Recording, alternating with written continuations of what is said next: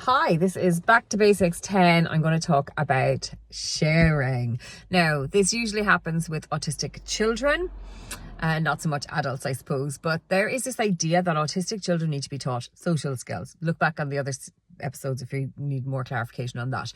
We don't. Sharing. Sometimes you might notice a child, any child, getting distressed or upset at the thought of sharing something in particular with another child. I think all children experience this from time to time.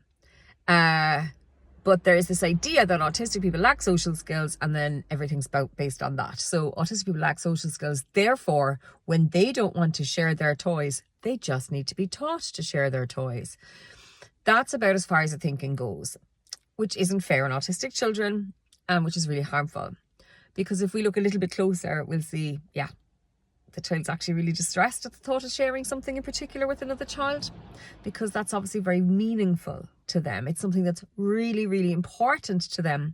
Maybe it's their sensory, something they use for sensory regulation. Maybe it's a comfort tool. Maybe it's just their favorite toy. Maybe it's just theirs and they don't want to give it to somebody. They have a right not to share their stuff with people just because someone else wants it. So that's the first bit. It's an anxiety or stress-based response.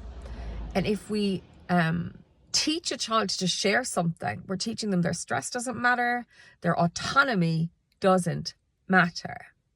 Why would we be teaching autistic children to just hand over their belongings to somebody else, to hand over something to somebody else just because someone else wants it?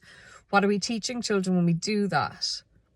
You know, we have all these programs are on teaching children about consent and bodily autonomy and saying no.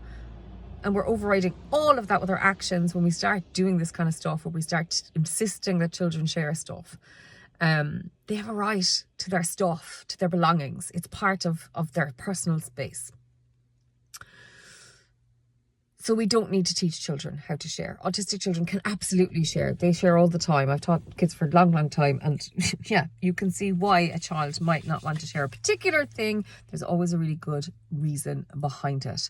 And me coming in and forcing them to share it is not doing them any good. It's actually creating harm, and it's setting them up for a future of harm as well.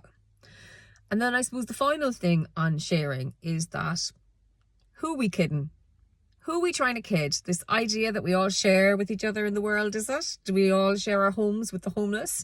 Do we share our wages with people with the poor? Do we actually share in this society? Nope, we don't. So we're actually lying to our kids with all of this stuff too. Just another thing to think about.